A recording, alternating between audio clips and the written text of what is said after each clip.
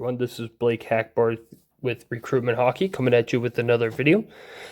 Today we are going to go over one of the skills drills that I like to do with my team. So I call it the Blashill drill. The only reason being is that my coach in junior, he played for Ferris State when Coach Blashill was there, and this is one of the drills that he got from his time at Ferris State. And so I've just kind of it was passed along to me, and I do it with my teams now. And so that's where the credit goes to this drill. If Coach Blashill made that drill, credit to him. Maybe it was somebody else at Ferris State, but that's where this drill came from, and I really love doing it. It keeps everybody involved, and it incorporates a lot of different skills and, most importantly, habits here. So obviously the skills that I like to practice in every drill: passing, skating, and then in this drill, it's more of a habit-forming drill. So every pass that we make, 3 hard strides, and then getting out of the zone as well.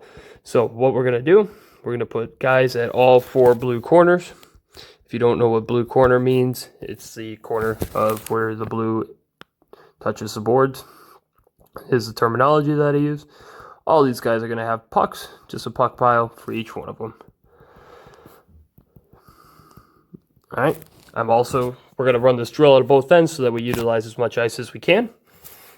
We're going to put a guy here, guy about, I don't know, maybe 2-3 feet inside the dot, the face-off dot on a normal sheet of ice.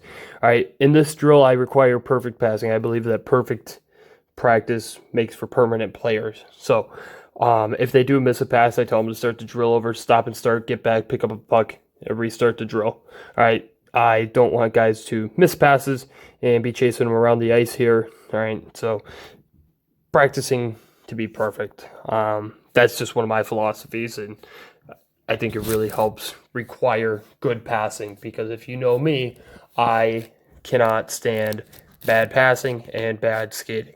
So how this drill is going to work. For starters, I'm just going to show what the puck movement looks like, and then I'll show how the player movement looks. So let's just say this player up here is the first guy. All right, we'll call him player 1. First thing that's going to happen is that he's going to pass it down here. All right, we'll call that player 2. I even write it up to make my diagram super easy to explain. I call this player 3, 4, and 5. All right, so the puck movement then goes from there across the top of the crease, 1 touch over, and then a shot on net. All right, so there's different variations of this drill as well. So I usually like to start with 2 touches where you're catching and then moving the puck, and then once we're doing that to a certain degree of success, I like to turn it into a 1-touch situation so that the puck's moving faster and players are bearing down on their sticks a little bit more. So that's how the puck moves. Now, I said earlier in this video, I like to focus on the habits. So as soon as this player, call it player 1, makes that pass, he's taken 3 hard strides down to where player 2 is. All right, as soon as player 2 makes that pass, now you might think, oh, well, he's got to follow his pass. No. Player 3 shoots the puck. He follows up at the front of the net. Always stop in front. One of my favorite sayings is, why do bank robbers rob banks? Because that's where the money is. Why do goal scorers go to the net? Because that's where the goals are. So player 3 shoots the puck, follows it up, stops in front, and then he books it out to the red line. All right. Make sure that they're hustling. I can't just get them out of the way, because if they're going to lollygag through the middle, they're just going to get in the way and kill the time that you do have on the ice, and ice time is expensive. All right. So player 2 does not replace where player 4 is. Player 2 replaces where player 3 is, because obviously, if we're running this out of both ends, he's going to be the one getting the pass from across. All right, so in this situation, player 4 doesn't move at all. He just makes a pass across, and that's it. So if we'll call this guy up here player 6. Player 6 passes down to player 5. Player 5 over to player 3. Player 3 over to player 4. Player 4 shot. Player 4 then follows up his shot to the front of the net, stops in front, and then books it out to the red line. Player 6, obviously, 3 hard strides, replaces where player 5 was. Player 5 replaces player 4, and then we go from the other side. So then back to the start. Player 1 passes to player 2, player 2 to 4, 4 to 3, shot, stop in front, so on and so forth. All right, this is a flow drill. It does get repetitive, I guess, for the goaltenders. It's a lot of shots and a lot of tracking the puck. So what I usually do to start the drill, especially if I let the goalies kind of dictate the start. All right, I want the goalies moving quick, but I also understand up, down, left, right can get pretty tiring on their legs.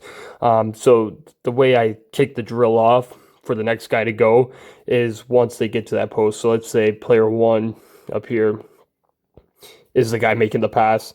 As soon as he recovers from player 4, the goaltender recovers from player 4's shot, he gets up to this post and he's ready to track that puck from start to finish. Once they make eye contact, that's usually when I tell them to go. No whistles involved in this drill, just simply the goaltender showing the player in line that he's ready for the next shot, essentially. And it's when you're running it out of both ends, depending on your numbers, there's a lot of different moving parts. So, like I said earlier in the video, perfect passing. And I know people say, oh, well, life isn't perfect. It can't be perfect. If you strive to be perfect, you're going to get pretty close to it. So you can live with a few mistakes.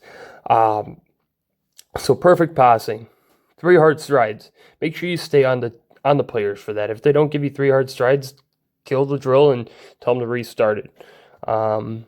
Again, one of my philosophies is if you don't make a good pass or you miss a pass, restart the drill. I'd rather see really good passing, quality passing instead of quantity passing. So quality over quantity. I'd rather see 10 really good passes, tape to tape, than 50 really bad passes just to keep the drill running. And then I'm trying to think if I had any other bullet points here. Obviously, stopping in front, it's a good habit to build. And then it's a lot of hustle in this drill. So make sure you attack the net, you stop in front, and then you get out of the way. Right? Nothing gums up the drill more than the guy that lollygags through the slot, because there's a lot of different moving parts in this drill. I'll quickly draw it up from the other end just to see it. So again, we'll call this player 1, 2,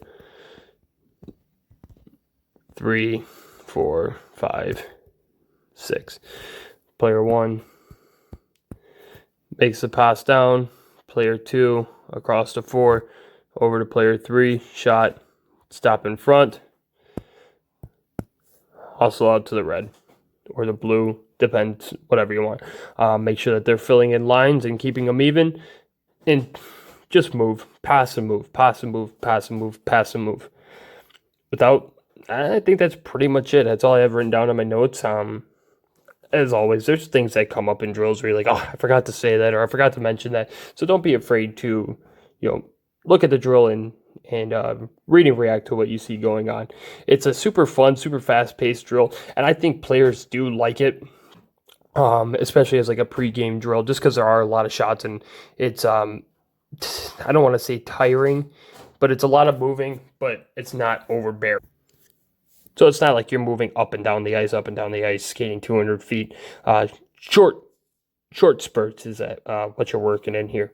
So with that being said, this has been another video from Recruitment Hockey. My name is Blake Hackbarth. Please continue to like, comment, share, subscribe, and just keep me up to date. If you try these drills, I'd love to talk with other hockey minds, and if you think there's ways to improve things, I'd love to hear them. So thank you, everybody, for tuning in once again on a daily basis, and I hope everybody has a great rest of their week. Thank you, and we'll be at you again tomorrow with another video. Thank you very much.